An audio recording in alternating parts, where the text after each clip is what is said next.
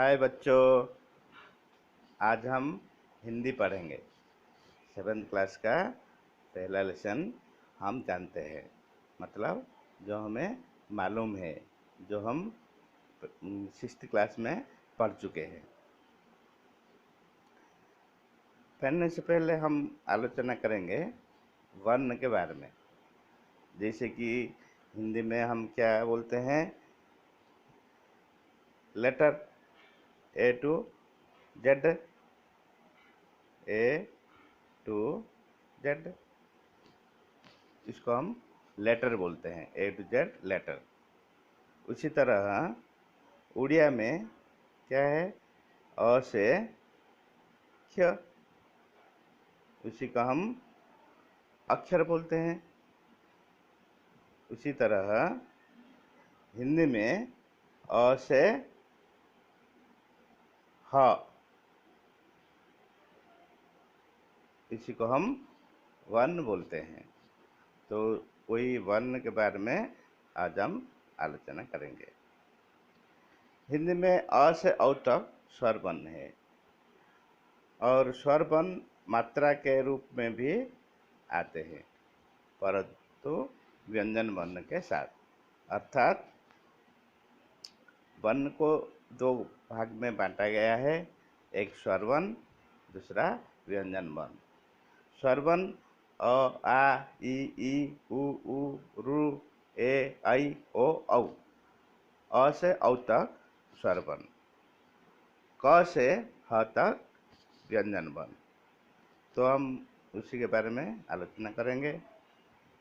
ये जो अ से औ तक स्वर वर्ण है, वो मात्रा के रूप में भी व्यवहार किया जाता है किसी में, या मतलब व्यंजन वर्ण में ये सब मात्रा व्यवहार किया जाता है।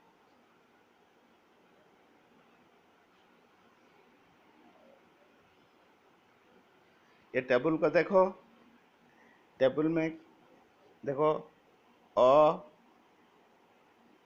आ, ये जो खाली जगह है यहाँ पर होगा, यहाँ पे होगा ई। मैं यहाँ नहीं लिखता हूँ क्योंकि तुम्हें मालूम है, 6th क्लास में पढ़ चुके हो अ से ख्यात। तो अ, आ, ई, उ, रू, ए, ऐ, ओ, औ। ये अ से औ तक स्वर वर्ण। तो आ का मात्रा ऐसा है, मात्रा का सिंबल। उसी तरह आएगा ई का मात्रा ऐसे छोटा ई, उसके बाद बड़ा ई, उ का मात्रा ऐसे बड़ा उ, मात्रा ऐसे रू, ए का मात्रा ऐसे ऐ का मात्रा ऊपर 2 लाइन है, औ, ऐ। उसके बाद ओ का मात्रा ऐसे औ, अ से औ तक। ये सब मात्रा व्यंजन वर्ण में व्यवहार किया जाता है। जैसे देखो, क में आकार देने से हो गया का, तो यहाँ पे क में ई का मात्रा देने से हो जाएगा कि। क में बड़ा ई मात्रा देने से, दीर्घ ई मात्रा देने से कि। क में हर्ष उ देने से कु, दीर्घ उ देने से कु। क में रू का मात्रा देने से रू। क में ए का मात्रा देने से के। क में ऐ का मात्रा देने से कई। क में ओ का मात्रा देने से को। क में औ का मात्रा देने से कौ। उसी तरह ये सारे स्वर वर्ण व्यंजन वर्ण में मात्रा के रूप में यूज किया जाता है।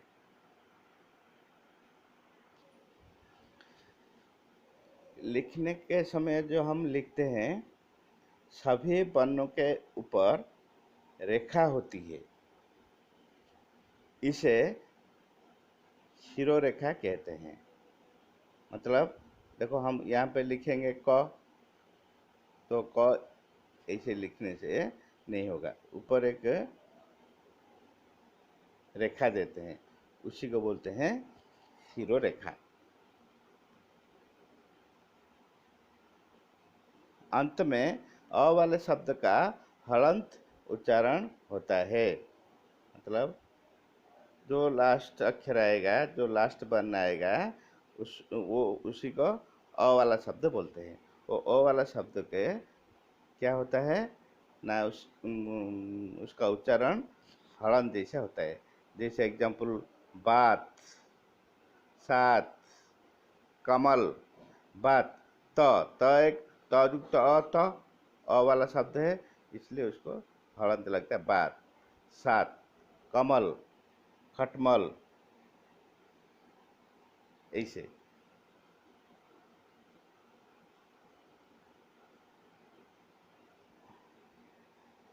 बच्चों, ये टेबल देखो, यहाँ पे जो शब्द लिखा है मैं पढ़ता हूँ, ध्यान से सुनो। कल, काला, काली, कील, कालू, कूल, काला, काली, केला, काले, भालू, कूल, कोल, कौल, कला, कैलाश, वेल, बेल, की, पिता, पीता, मेल, मेल, औरत, औसत, ओस, ऋषि,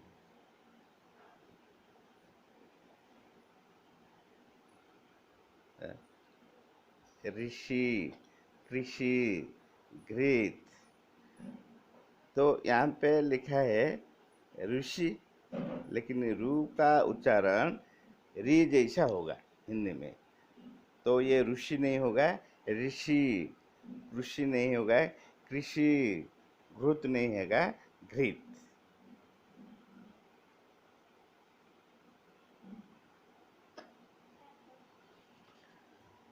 हाँ बच्चों, हम यह भी जानते हैं हिंदी में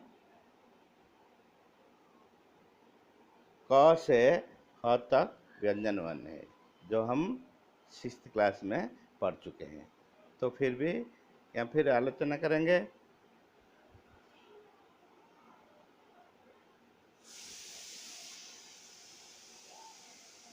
देखो ये टेबल में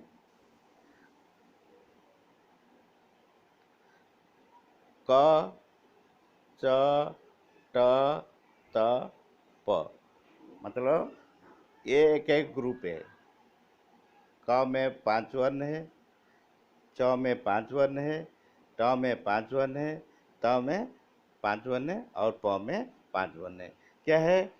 क के बाद क्या होगा? यहाँ पर होगा ख, ग, घ, व।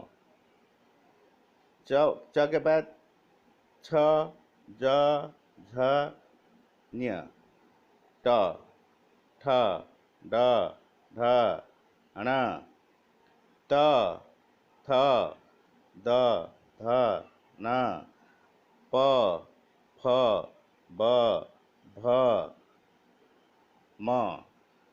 तो मैं यहाँ पे क्यों नहीं लिख रहा हूँ? क्योंकि तुम्हें सब मालूम है, इसलिए मैं नहीं लिख रहा हूँ। तो कचट तप, ये याद रखने से क में क ख ग घ ङ, च कचट तप, क के बाद च, छ ज झ ञ, ट ठ ड ढ ण, त थ द ध न, प फ ब भ म।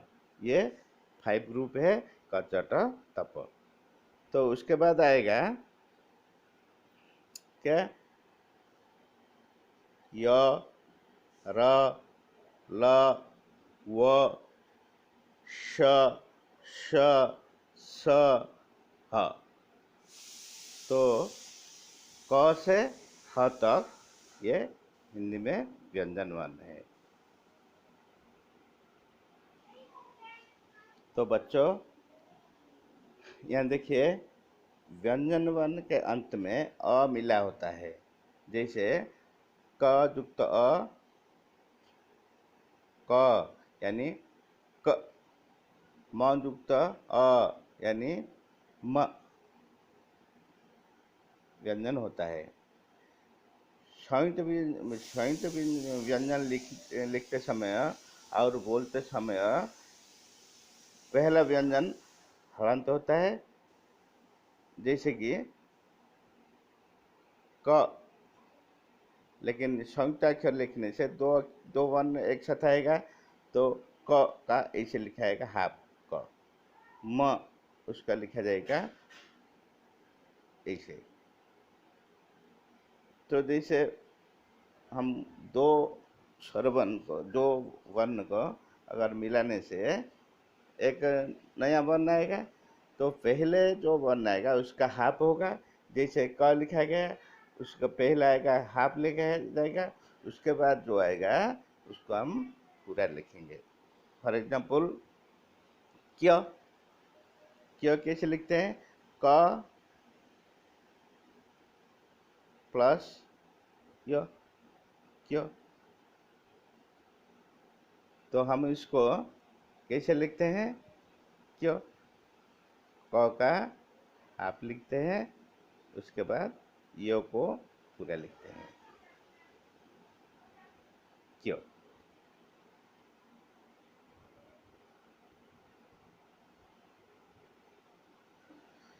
संयुक्त व्यंजन के पहले व्यंजन के कई रूप होते हैं।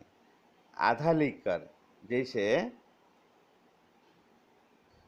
क, क, ख, ख, ग, ग। जैसे क युक्त क, ख प्लस य ख, ग प्लस य ग। दूसरा हलंत लगाकर, जैसे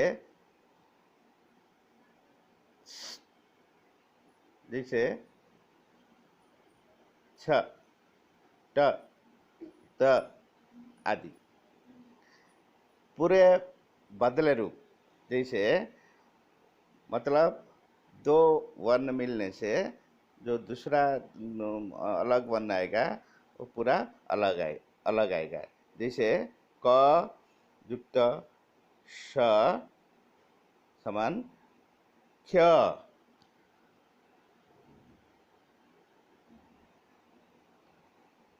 त युक्त र समान त्र, ज युक्त न्य ज्ञ, श युक्त र श्र। जैसे कि ये सब दोनों व्यंजन मिलने से जो तीसरा व्यंजन आता है संयुक्ताक्षर, वो पूरा इनमें से अलग होता है। तो र के तीन रूप हैं। जैसे र युक्त क समान अर्क,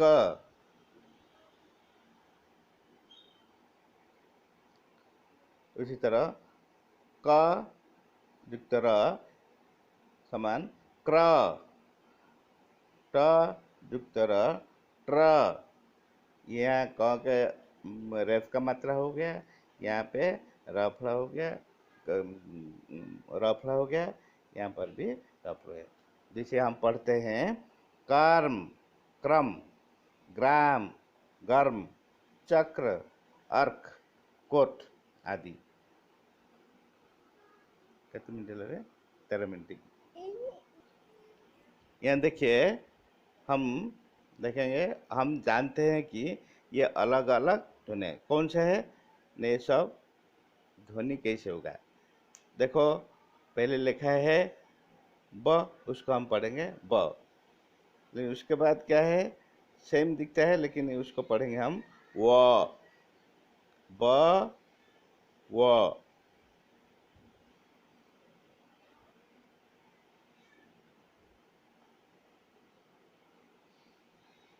ज, उसको हम पढ़ेंगे ज, इसको य, श, स।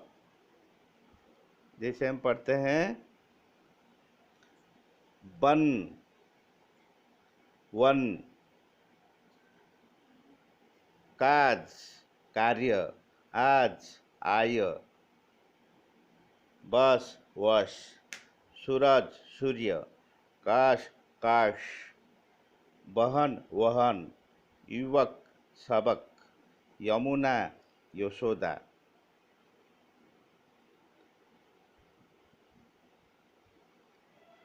बच्चों, हम आज इतना पढ़ेंगे, फिर कल पढ़ेंगे।